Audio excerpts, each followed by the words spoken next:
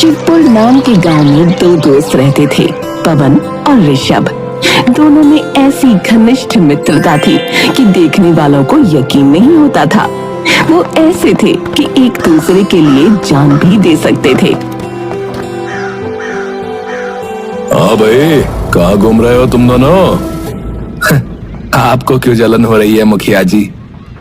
अरे मुझे क्यों जलन होगी भला? जलन तो होगी, आपका ऐसा कोई दोस्त जो नहीं है। बड़ा घमंड है ना तुम दोनों को अपनी दोस्ती का। कहीं ऐसा ना हो कि ये दोस्ती टूट जाए। ए मुखिया, हद में रहकर बात कर, समझा? फालतू में हमारी दोस्ती को नजर मत लगा। लेकिन नजर तो लग चुकी थी। कुछ समय बाद ऋषभ को शहर जाना पड़ा क्योंकि उसका पूरा परिवार शहर शिफ्ट हो गया था। ऋषभ के गांव छोड़कर जाते समय पवन से इतनी हिम्मत भी नहीं हुई कि वो उसे रेलवे स्टेशन तक छोड़ने जा सके। चल पवन, चल रहा है स्टेशन? नहीं यार, मैं वहां नहीं आऊंगा। मैं तुझे जाते हुए नहीं देख सकता रे। तुम मुझे यहीं से बाय बोल दे। अब ठीक है, सच कहूं तो मेरा तो जाने का मन ही नहीं कर रहा है, पर क्या करूं, शायद किस्मत यही है। आखिरकार दोनों बिछड़ गए। ऋषभ चला गया और पवन गांव में अकेला रह गया। समय गुजरा और पवन की भी शादी हो गई। उसने मीरा नाम की लड़की से शादी की, जिससे उसे यश नाम का एक बेटा हुआ। अब पवन मजदूरी करके अपना घर चलाता था। वो एक छोटे से कच्चे घर में रहता था। माँ, आज खाने में क्या बना रही हो? आज तो तेरे लिए खास चीज बनी है, आलू की सूखी सब्जी और रोटी। अरे वाह, भोला भंडारी की कृपा से आज तो खूब दावत होगी। हर हर महादेव। अरे भोले के भक्त, अब तक तो तुम्हारी दावत दूध रोटी से ही होती थी रे। और नहीं तो क्या, जब देखो सिर्फ हर हर महादेव। अरे महादेव ने खुद मेहनत का संदेश दिया है, लेकिन कुछ लोग तो बस नारे लगाना जानते हैं, कमाना नहीं। अरे भाग्यवान, तुम ही तो मेरी अर्धांगिनी हो। तुम्हें मेहनत ना करूंगा तो कौन करेगा? देखो, आज दिन भर मजदूरी करके थोड़ा ज्यादा कमाऊंगा, फिर शिवरात्रि पर बढ़िया सा प्रसाद चढ़ाएंगे। सच पापा, इस बार तो भोलेनाथ को खूब सारा गुड़ और भांग का प्रसाद चढ़ाएंगे। अरे भोलेनाथ के भगत, इस बार तो पूरे गांव को देखकर जलन हो जाएगी कि गरीब का बेटा भी शिव भक्त है। हाँ, पवन ने जल्दी जल्दी रोटी खत्म की, फिर अपने पुराने गमछे से हाथ पोंछे और मीरा से विदा लेकर घर से निकल पड़ा। रास्ते में धूल भरी पगडंडी पर चलते हुए वो सोच रहा था कि कैसे इस बार शिवरात्रि पर कुछ अच्छा कर सके। तभी सामने से मुखिया जी आते दिखे, जो हमेशा उसे नीचा दिखाने का कोई न कोई बहाना ढूंढते रहते थे।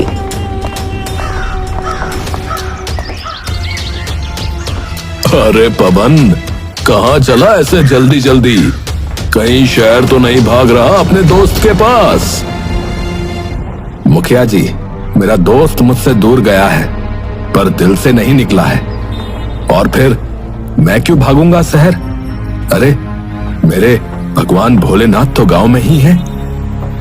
भोलेनाथ की तो बहुत भक्ति करता है रे तू, लेकिन क्या फायदा, तेरे भोलेनाथ ने भी तेरी हालत नहीं सुधारी और ना ही तेरा दोस्त लौटा। दूर होने का मतलब ये नहीं कि वो मुझे भूल गया।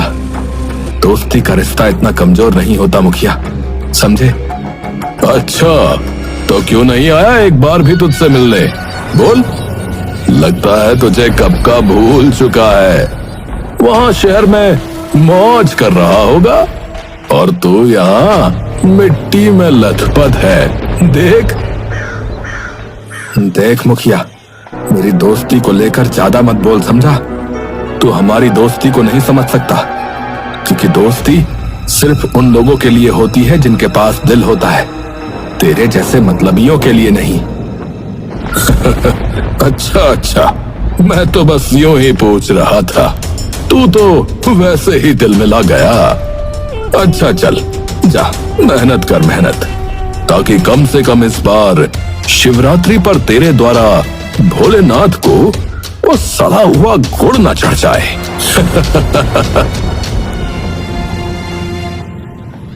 मुखिया की बातें सुनकर पवन का खून खौल उठा, लेकिन उसने खुद को संभाला और बिना जवाब दिए आगे बढ़ गया।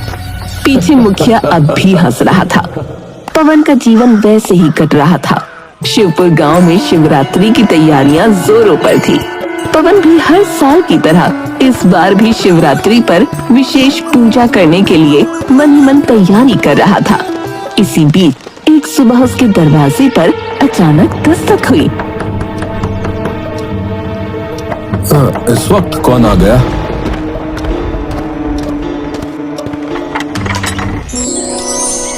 दरवाजा खोलते ही उसकी आंखें फटी की फटी रह गईं।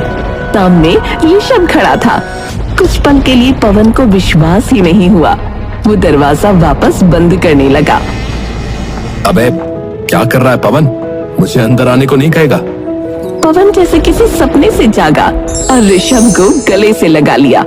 उसकी आंखें खुशी से छलछला उठी। अरे तू सचमुच आ गया? अरे मुझे लगा मैं सपना देख रहा हूँ। सपना नहीं, हकीकत है भाई। बहुत दिन हो गए थे तुझसे मिले हुए। पवन ने उसे अंदर बुलाया और चारपाई पर बैठाया। फिर अपनी पत्नी मीरा और बेटे यश से उसका परिचय करवाया। बहुत सुना है आपके बारे में, आज देख भी लिया। पवन तो दिन रात आपकी बातें करते हैं।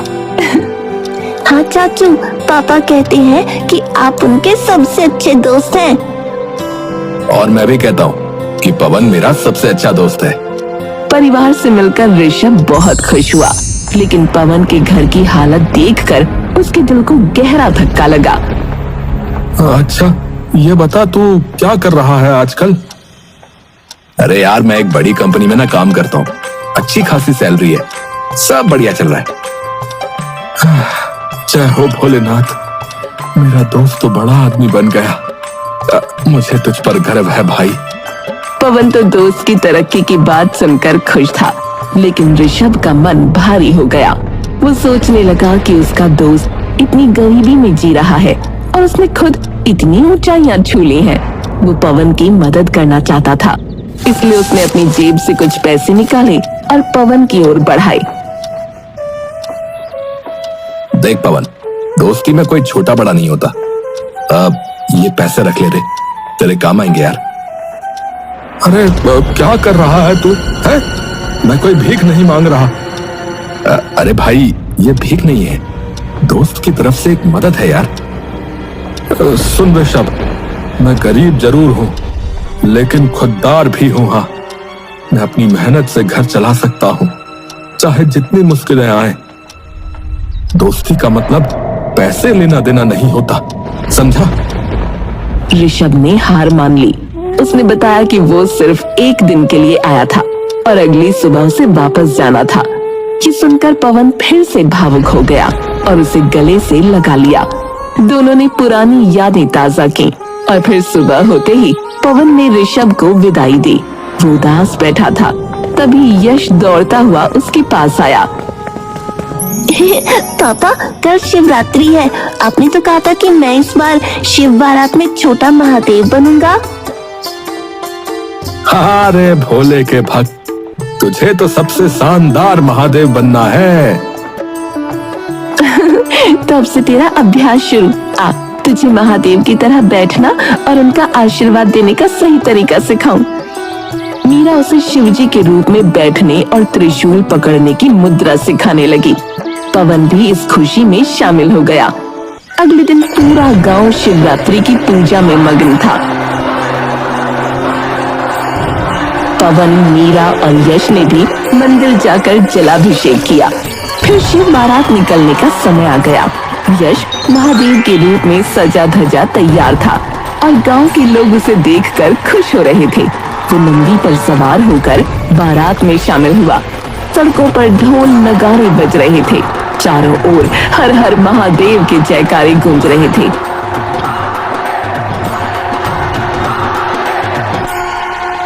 हमारा यश कितना प्यारा लग रहा है। सच में एकदम महादेव का स्वरूप। बारात धूमधाम से निकली और सकुशल संपन्न हो गई। लेकिन जब यश लौटा तो उसके हाथ में कई उपहार और काफी सारे पैसे थे। तो उसके हाथ में कई उपहार और काफी सारे पैसे थे। ये कहाँ से आए बेटा? पापा, ये तो मुझे शिव बारात में महादेव बनने के लिए उपहार में मिले हैं। लेकिन ऐसा तो कभी नहीं हुआ। हाँ, इससे पहले किसी भी बच्चे को इतना कुछ नहीं मिला। ये कैसे हुआ? पवन और मीरा के चेहरे पर उलझन साफ दिख रही थी। मीरा ने धीरे से पूछा, यश, हमें सच सच बताओ, तुम्हें ये पैसे किसने दिए? मुझे तो शिव जी ने दिए। शिव जी? बेटा, ये क्या कह रहे हो? माँ, मैं झूठ नहीं बोल रहा। जब मैं बारात में नाच रहा था तभी शिव जी मेरे पास आए। उन्होंने मेरा सिर सहलाया और कहा, तू बहुत अच्छा बच्चा है, ये ले तेरे लिए आशीर्वाद। और फिर ये सब चीजें और पैसे देकर चले गए। पवन और मीरा ने एक दूसरे की तरफ देखा। अब तो मामला और भी पेचीदा हो गया था। हमें जाकर मुखिया जी से बात करनी होगी। उन्होंने ही शिव बारात का पूरा आयोजन किया था। शायद वो कुछ बता सके। हाँ, चलो चलो। वो दोनों भागते भागते मुखिया जी के पास पहुँचे। मुखिया जी, क्या बारात में किसी को कोई इनाम दिया गया था? हाँ, बस लड्डू बांटे गए थे। बस लड्डू? कुछ पैसे भी दिए गए क्या? अरे कोई पैसे या उपहार नहीं दिए गए, और ना मैं दे पाऊंगा। मैंने पहले ही बता दिया था कि। अच्छा अच्छा, ठीक है, हम पैसे मांगने नहीं आए हैं।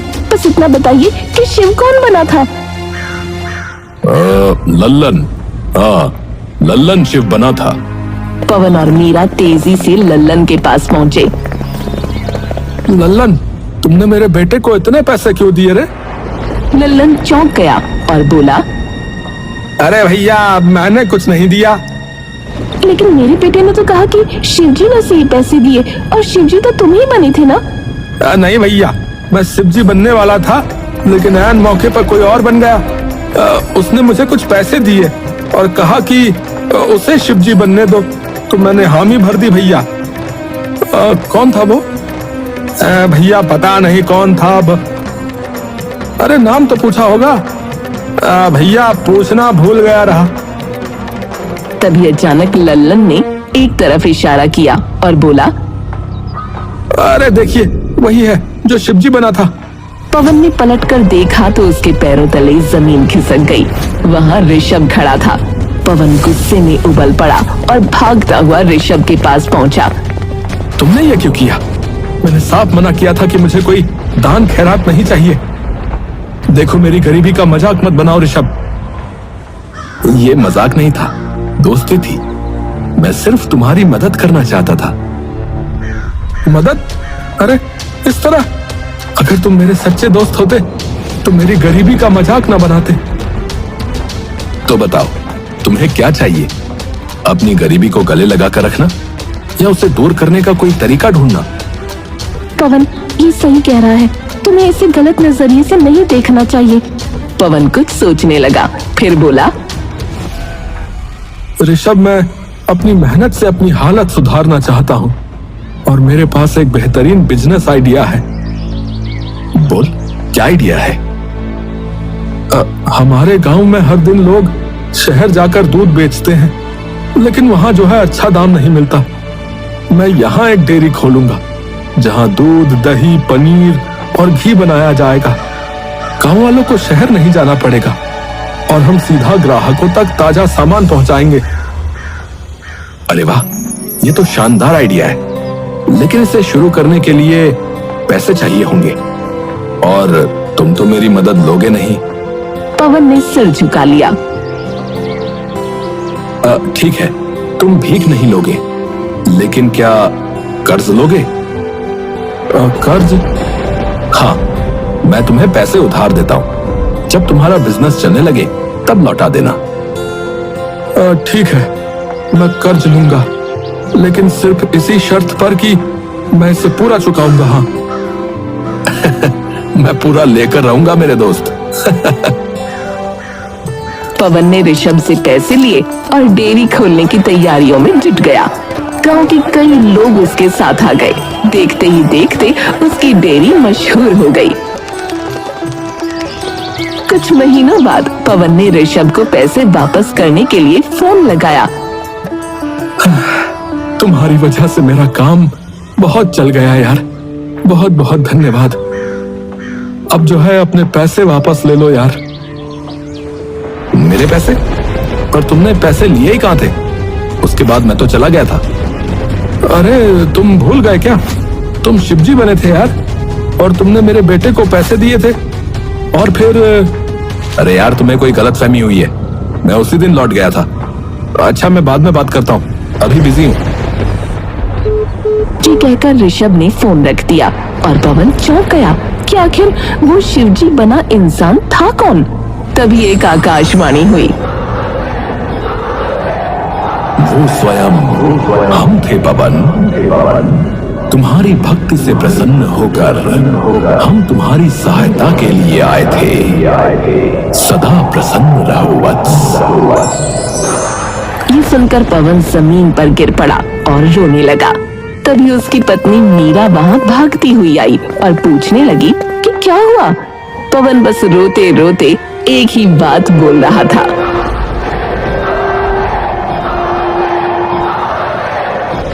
अरे अरे जय भोलेनाथ, जय भोलेनाथ, हर हर महादेव।